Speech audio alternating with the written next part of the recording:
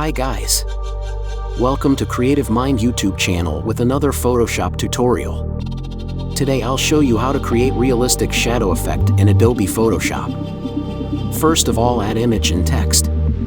Links are in description. Now right-click on text layer and select Convert to Smart Object. Now make a copy of layer. Press Ctrl+T to free transform. Now right-click on text, then click on Flip Vertical. Now move it down.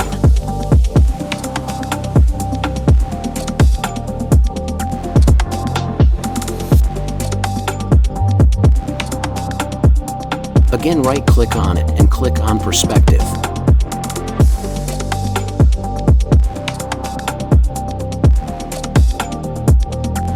Now mask it and choose Gradient tool.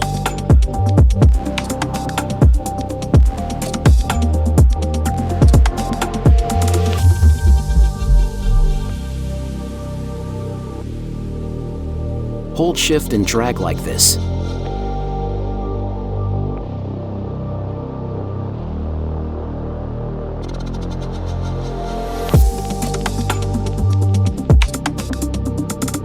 Now go to Filter menu. Select Blur. Then Gaussian Blur.